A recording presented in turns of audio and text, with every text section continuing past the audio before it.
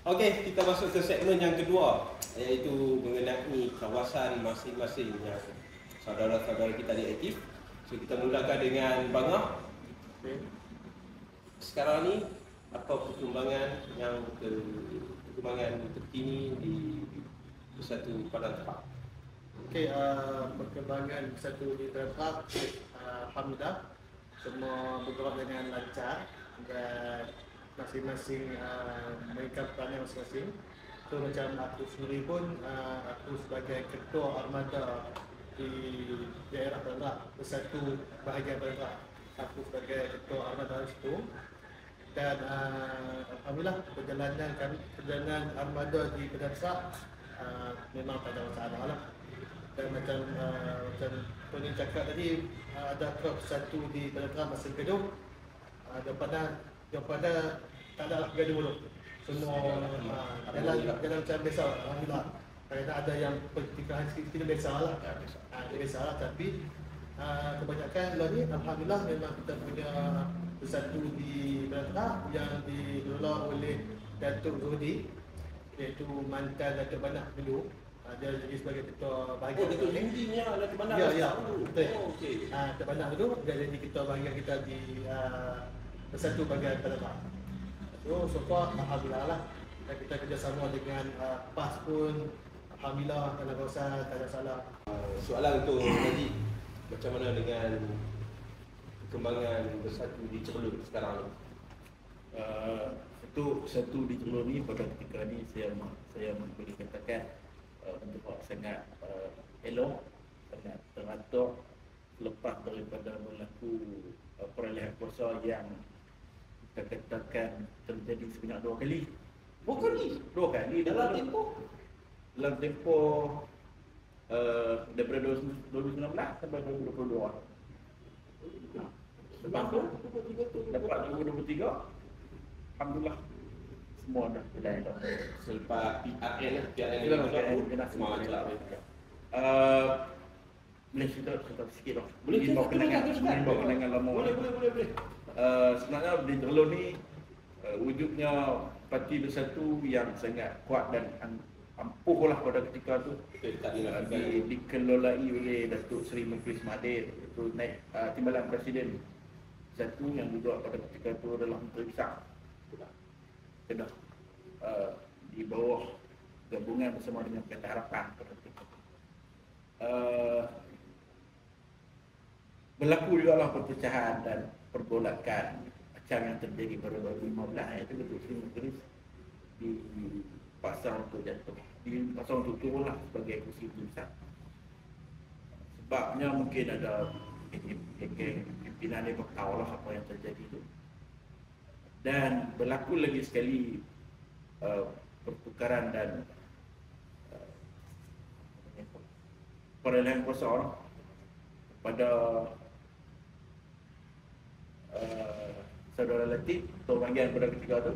Ini serta masa Menteri keluar, turunkan keluar, lepas itu diganti oleh Latif, iaitu ahli jawatan kuasa yang masih memegang dan bersama dengan parti Bersatu pada ketika itu, ahli jawatan kuasa bahagian. Saya pada ketika itu adalah ketua Muda Cawangan saja. Ketua Muda Cawangan, tapi saya pergi Paul. Pasal pada ketika itu dia tak jadi pemilihan. Saya menghantar orang naik ketua armada bahagian turun. Okey.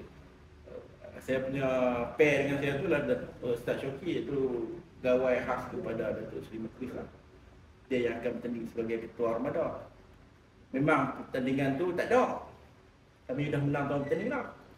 Tiba-tiba berlaku kocakan ni. Datuk Ustaz Syoki dah ikut Datuk Menteri. Maka saya Kekosongan lah. bukan kekosongan. Kita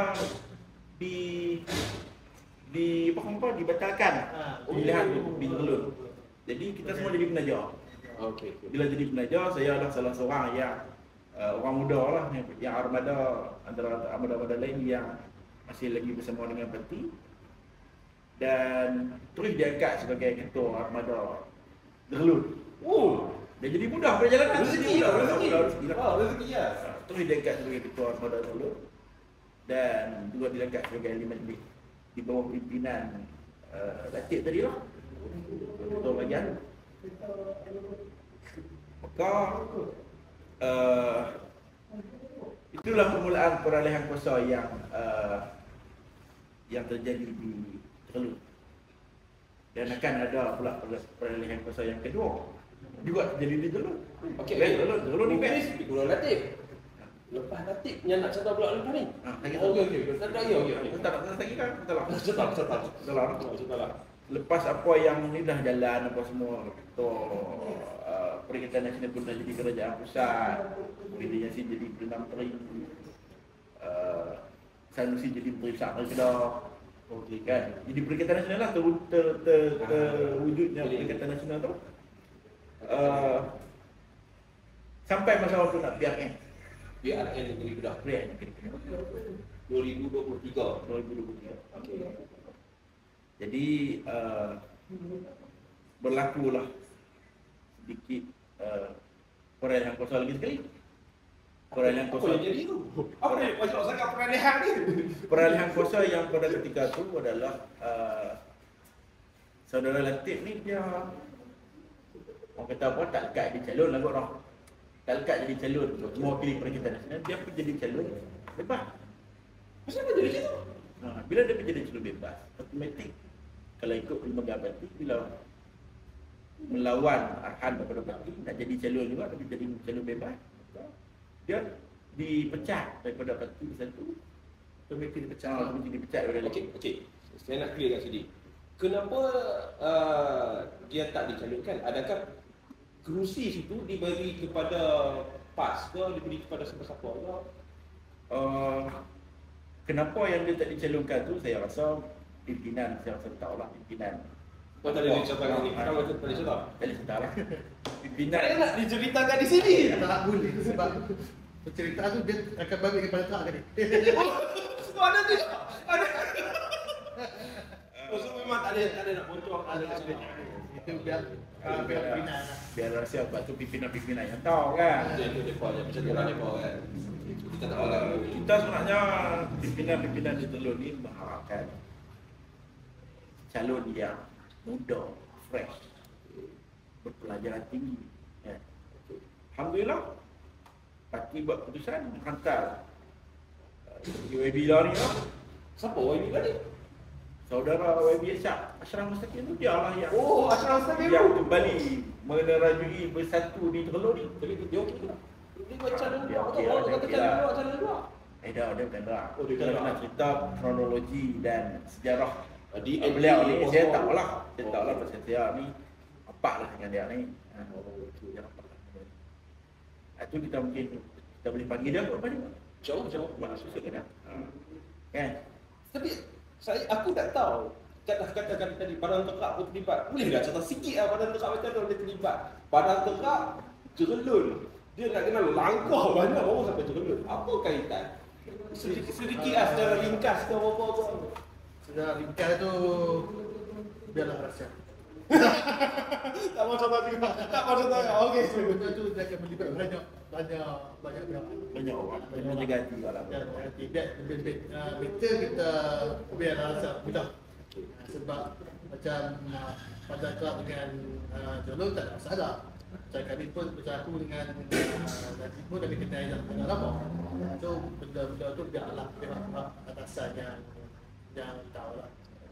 Bukan sikit kita tahu kenaan dengan setelah Latif dipecat jadi ketua bahagian. Jadi Bersatu Jerelun ni kembali kepada penaja. Ya. Okey.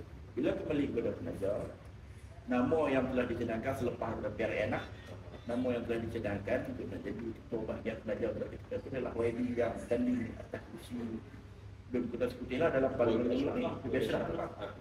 Yang dicadangkan menjadi ketua bahagian. Dah dapat jadi ketua bahagian apa semua ni. Maka kita susul balik satu. Bila kita dah susun jadi satu di Teluk ni, saya rasa Bersatu Jerelun pada ketika ni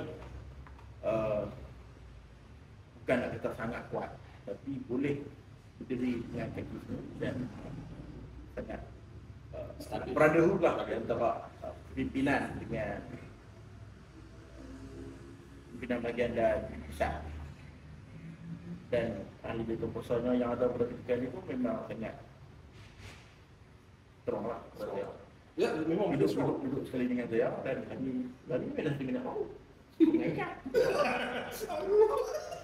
Itu tak dinafikan macam pada Trump pun kalau tengok itu agak jealous dengan satu jerloh ni. Mereka punya ikatan tu memang kata brotherhood memang strong. So, aku jealous ya. Macam tu tak bayar. Dah kosong kan? Okey. Dan saya kita tamatkan untuk segmen yang kedua ni, kita akan masuk ke segmen yang ketiga.